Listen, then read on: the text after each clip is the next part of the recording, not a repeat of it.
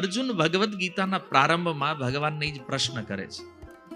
3 વાર ગીતામાં અર્જુને પૂછ્યું, પ્રભુ મારા માટે સૌથી ઉત્તમ શ્રેય શું છે?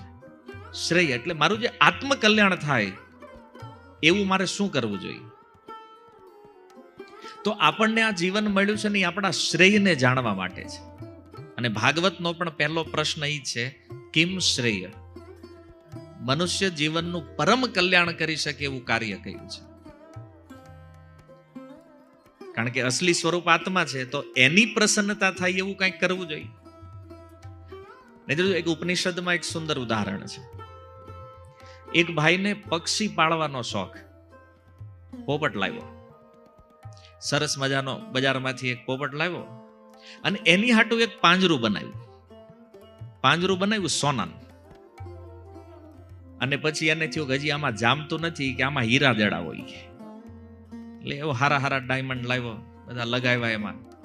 અને પછી રોજ સવારે પોતું લઈને મંડી પડે પાંજરાની સફાઈ કરવા. પાણીથી ધોવે, પાછું કપડાથી લૂછે, પાછું કંઈક દાગ રહી ગયું હોય ત્યાં લૂછે, ધીમે આમ બધું ચકાચક. એટલું મોંઘું પિંજરું બનાવ્યું છે, પણ ઓલો પોપટ અંદર હતો ને એની ઉપર ધ્યાન ન રહ્યું. પાંજરામાં ધ્યાન રહ્યું, પોપટ મરી ગયો.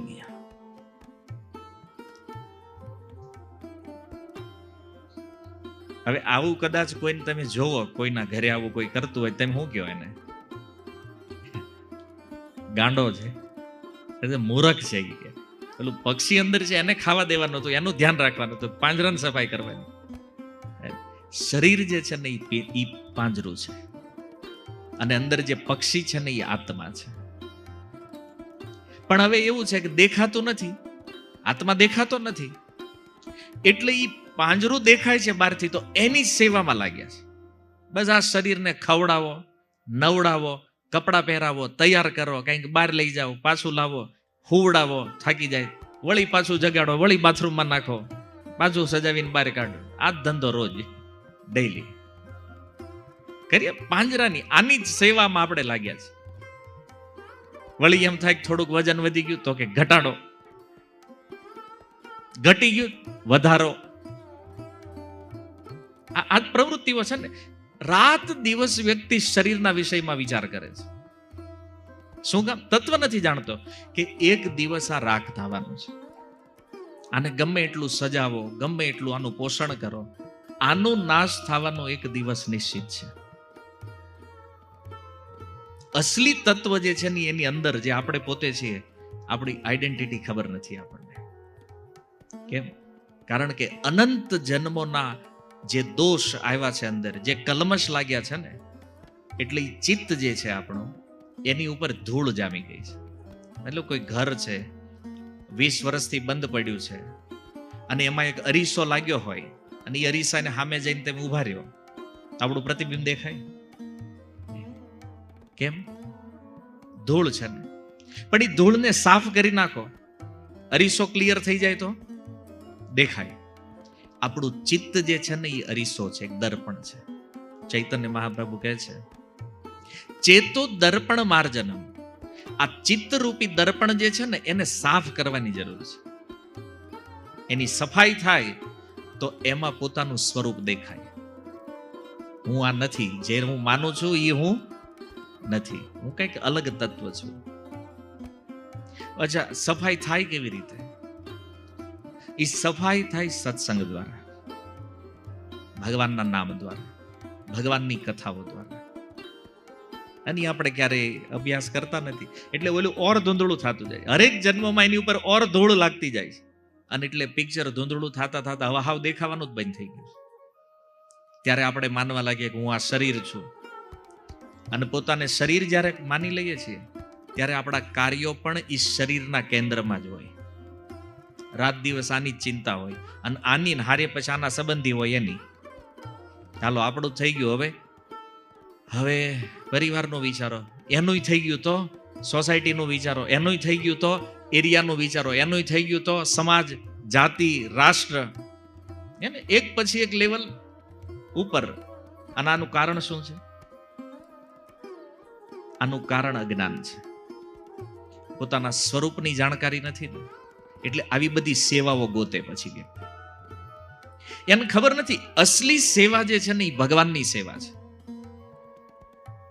આત્મા દ્વારા પરમાત્માની સેવા કરવી આ અસલી ધર્મ છે. પણ એને એમ લાગે કે હવે આપણે પરિવારનું સમાજનું તો કરી લીધું, તો હવે ઉપલા લેવલે જ આવી.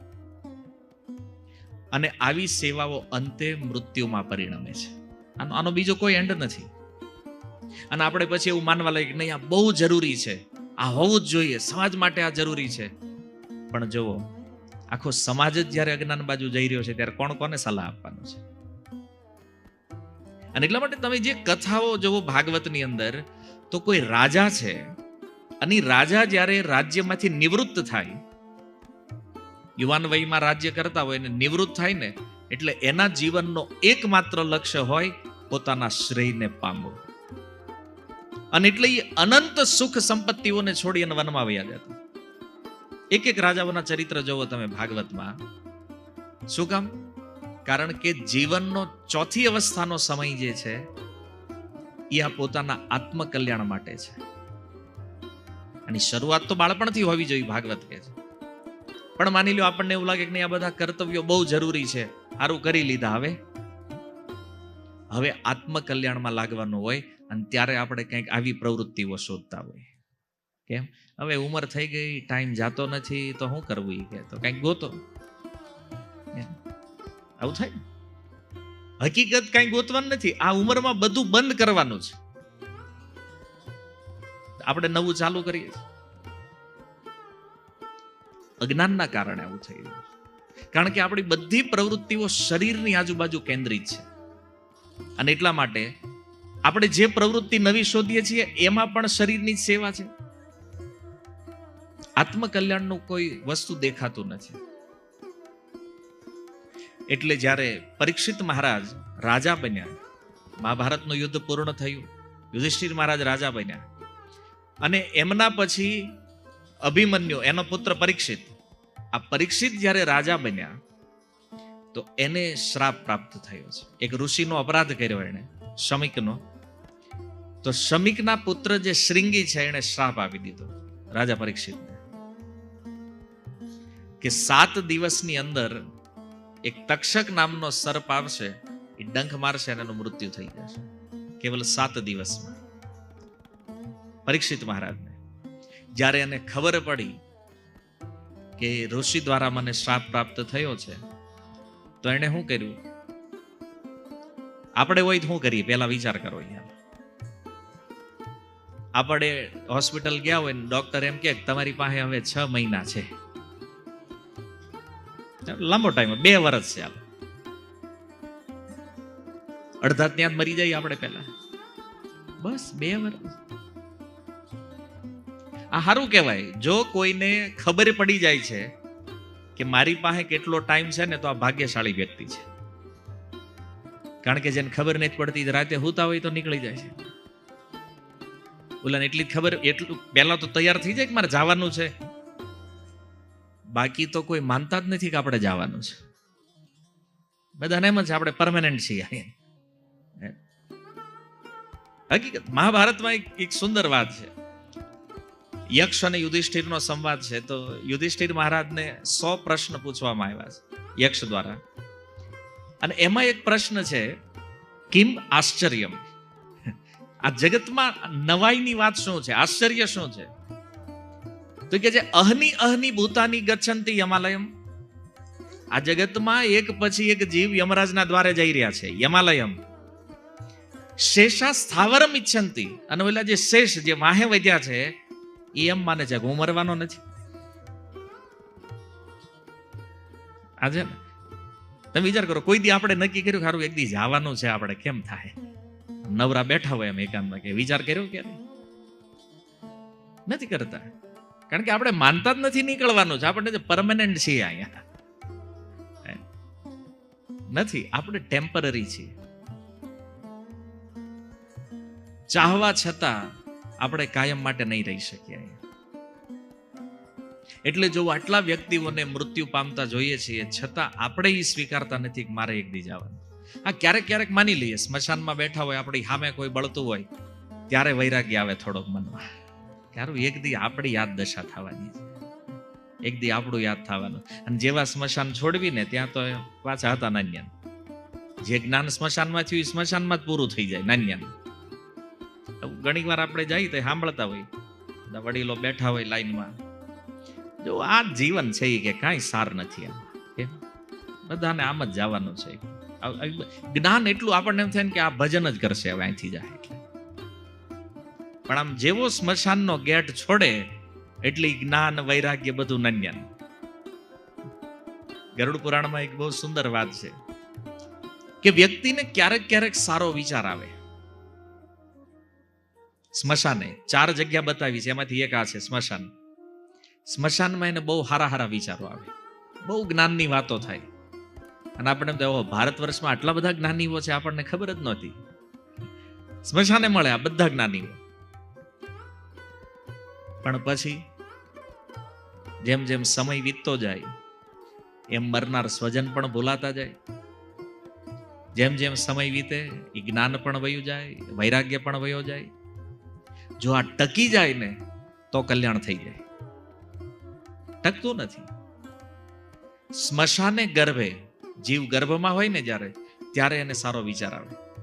આવું ભાગવતમાં છે 3ય સ્કંદમાં કપિલ ભગવાન કહે છે માતા દેવહૂતિ કે કોઈ જીવ ગર્ભમાં 7મા મહિને જ્યારે એમાં જ્ઞાન શક્તિ પ્રગટ થાય ને ત્યારે ભગવાનને પ્રાર્થના કરે, પ્રભુ આ નરકમાંથી જો બહાર કાઢશો ને તો તમારો બહુ મોટો ઉપકાર થાય. ભગવાન કે પણ તને બહાર કાઢું તું કરીશ, હું બહાર જઈશ? ભજન કરીશ, ભજન જ કરીશ. આપણે બધા કહીને આવ્યા છે એટલે જ આવવા દીધા જાય.